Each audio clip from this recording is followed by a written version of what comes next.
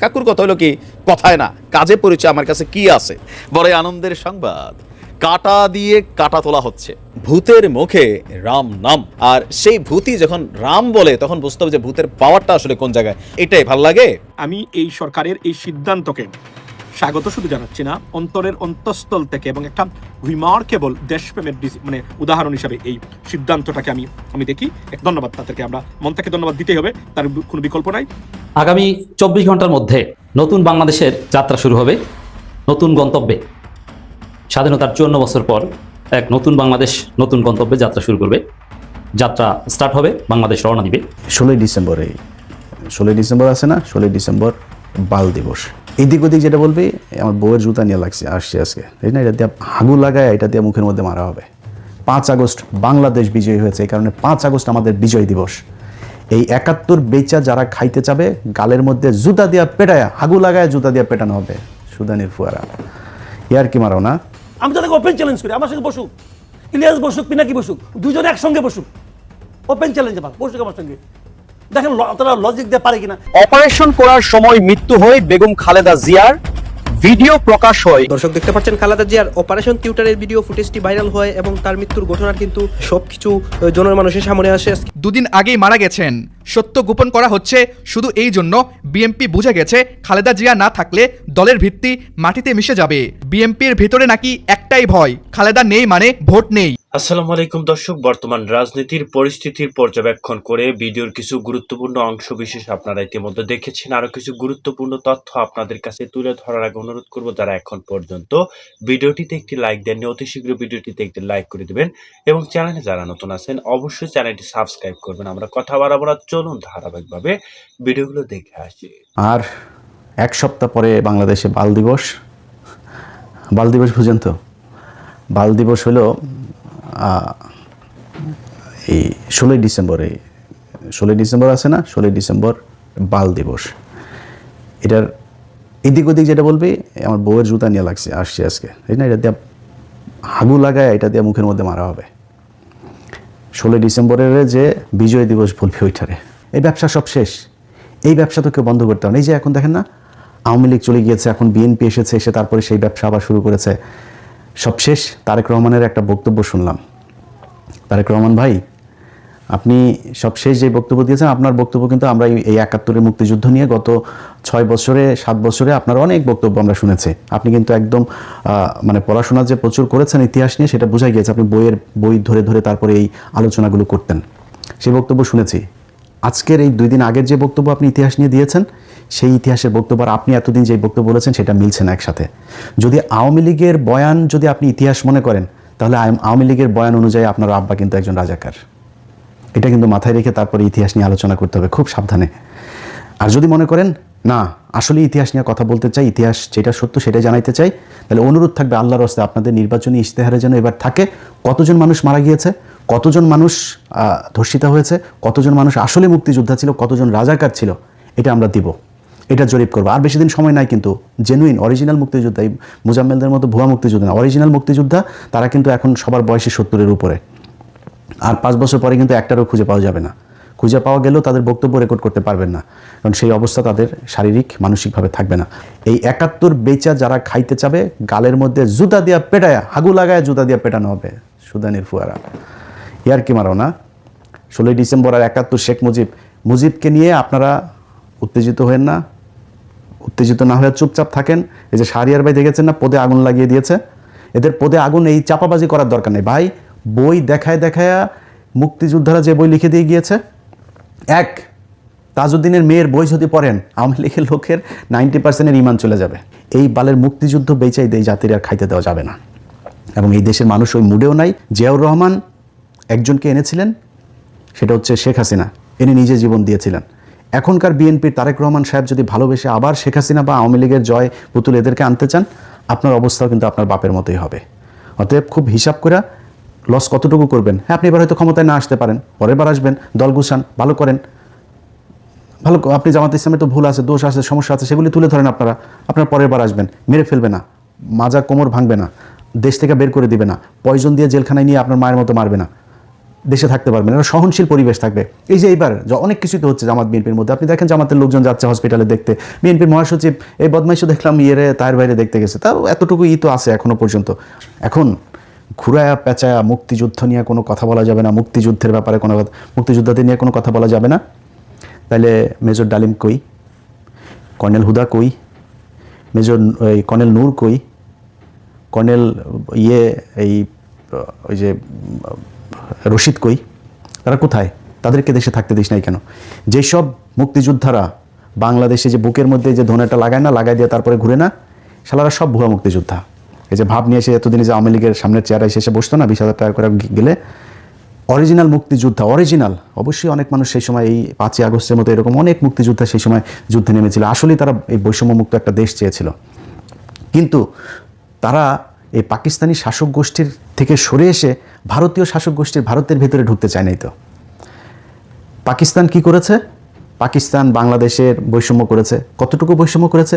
পাকিস্তান এই দেশে সংসদ ভবন বানিয়ে দিয়ে গিয়েছে, কমলাপুর রেল স্টেশন বানিয়ে দিয়ে গিয়েছে। এর আগেও আরেকদিন বলেছি, এই ঢাকা বিশ্ববিদ্যালয়ের যে ইউনিটগুলো দেখছেন না, ঢাকা বিশ্ববিদ্যালয় প্রতিষ্ঠা হয়েছে 1921 সালে। এরপর আপনি আলাদা আলাদা এখানকার বিভিন্ন বিভাগগুলো দেখেন, প্রতিটা অনুষদ আপনি দেখবেন এই 1947 থেকে 1971-এর এই মাঝখানেই। আর 71-এ বিপ্লবী জাতিরা দেশ স্বাধীন করিয়া কি বাল ফালাইলো, তারা একটা খালি ডেভেলপ করলো। সেটা কোনটা? 1974 সালে।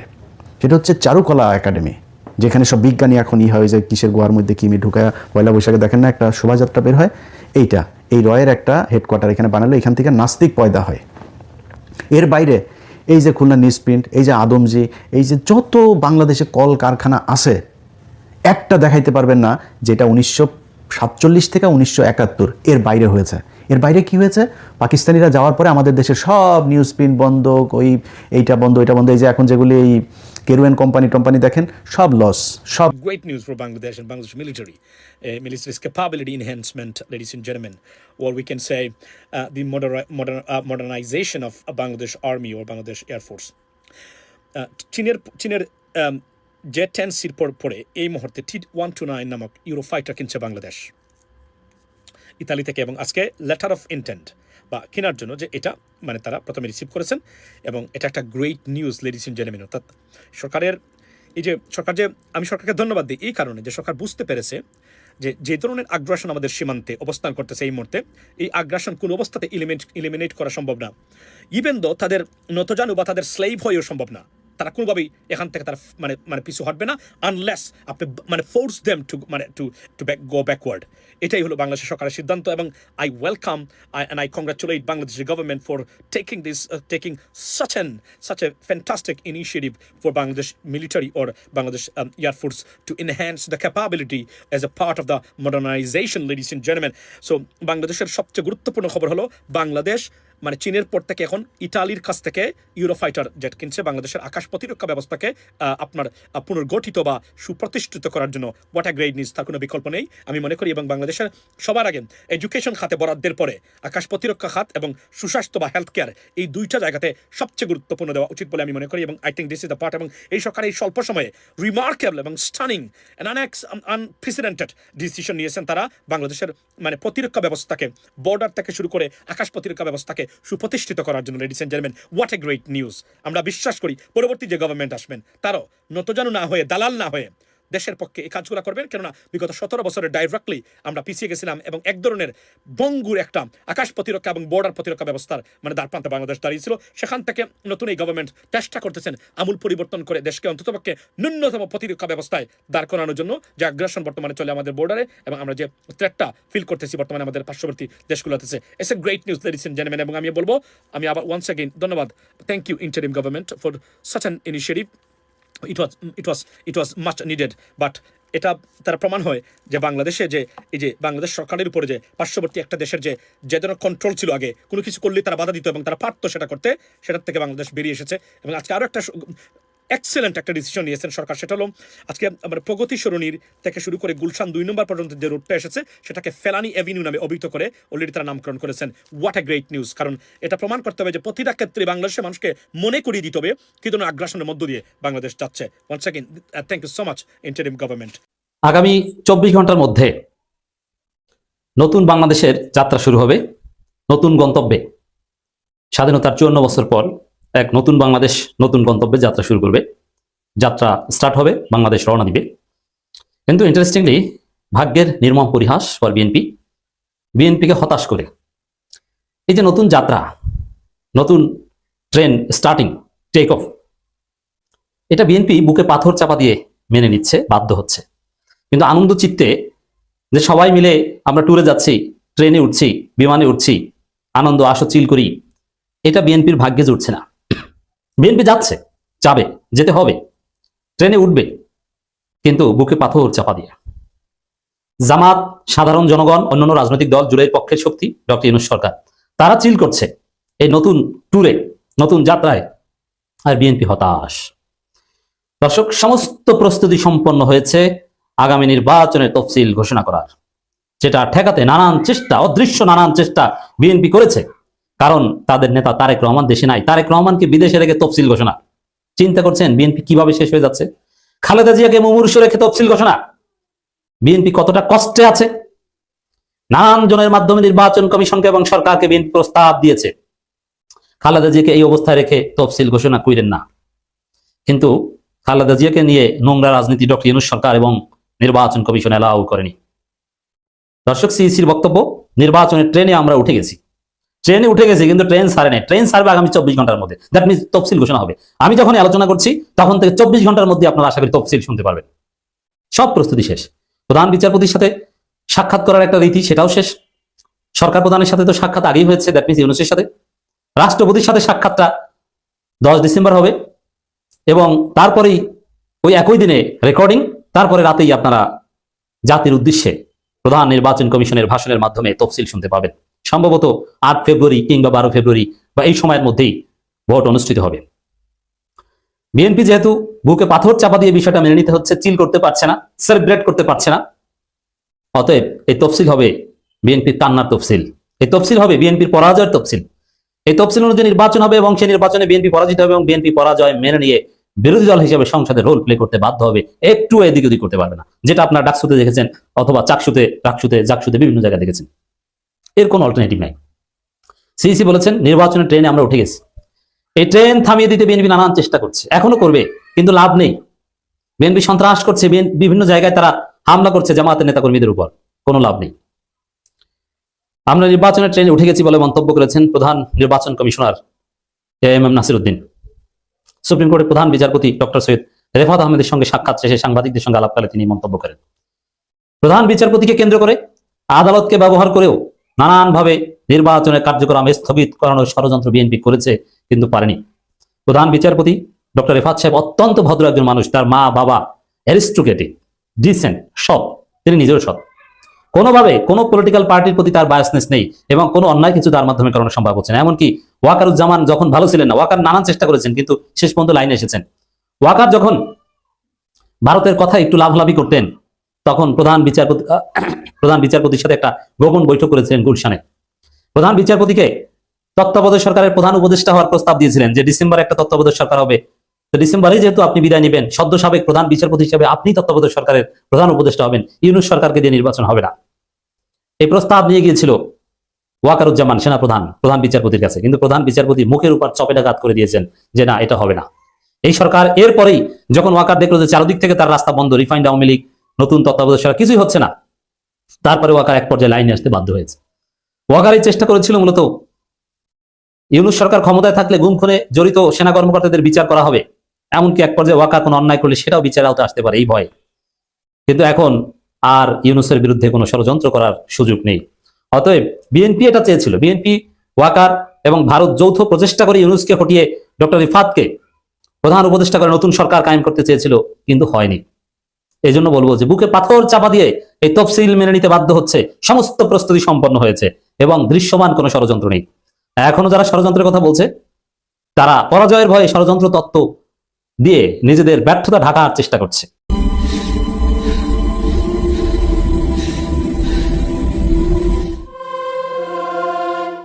বাংলাদেশের রাজনীতি আজ এক ভয়ঙ্কর প্রশ্নে জেগে উঠেছে।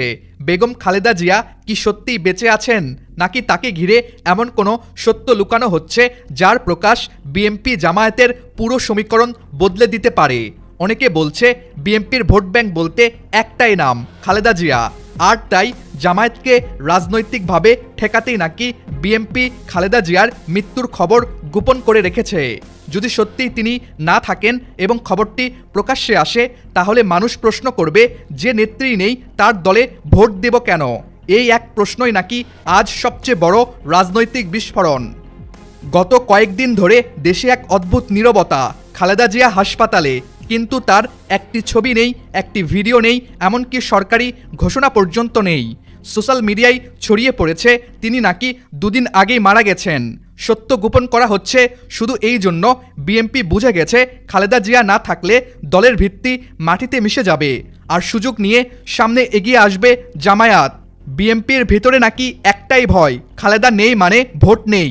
কারণ যত বিতর্কই থাকুক না কেন, দেশের সাধারণ মানুষ এখনও খালেদা জিয়ার মুখ দেখেই বিএনপিকে ভোট দেয়। এই ভোট ব্যাংক যদি ভেঙে পড়ে, সরাসরি লাভ হবে জামায়াতের। মানুষ বিশ্বাস করেছিল মা মৃত্যুসজ্জায়, তারেক রহমান 48 ঘন্টার মধ্যে লন্ডন থেকে ঢাকায় আসবেন। কিন্তু দিন গিয়ে দিন আসে, তিনি আসেন না, বরং পাঠিয়ে দেন স্ত্রী জোবাইদা রহমানকে। সত্যি কি এত বড় বাধা? নাকি তিনি জানেন ঢাকায় এলে তাকে পাকড়াও করা হবে, জামায়াত সুযোগ নেবে এবং বিএনপির নেতৃত্ব ভেঙে যাবে? এই অনুপস্থিতি নীরব সন্দেহকে আরও গভীর করেছে। হাসপাতালের সামনে হাজারো মানুষ, কেউ কাঁদছে, কেউ দোয়া করছে, কেউ বলছে আমার কিডনিটা নিন। আমি ফুসফুস কিডনি আমার দেহ যা আছে তাই দিতে চাচ্ছি। আমার মা যেন ফুসফুসের জন্য অসুস্থ, দাদা আমি একটা ফুসফুস। শুধু ম্যাডাম যেন ফিরে আসেন। এই দৃশ্য প্রমাণ করে খালেদা জিয়া শুধুই একজন রাজনীতিবিদ নয়, তিনি বাংলাদেশের আবেগের একটি নাম। কিন্তু একই সময় সোশ্যাল মিডিয়ায় আসে ভয়ঙ্কর খবর, হাসপাতালের সামনে নাকি এসএসএফ মোতায়েন। অনেকে বলছে মৃতদেহ নিরাপদে বের করার প্রস্তুতি। যদি তিনি বেঁচে থাকেন তাহলে এত নিরাপত্তার প্রয়োজন কেন? আর যদি না থাকেন তাহলে কেন সত্যটা বলা হচ্ছে না? এখন আসল চিত্রটা দেখা যাক। বিএনপি মনে করছে খালেদা জিয়ার মৃত্যুর খবর প্রকাশ পেলেই জামায়াত ভোটে চরম সুবিধা পাবে, কারণ দলটি এখন অবাক করা হারে জনপ্রিয় হচ্ছে। প্রথম আলোর জরিপেও দেখা গেছে জামাতের সমর্থন দাঁড়িয়েছে 26%।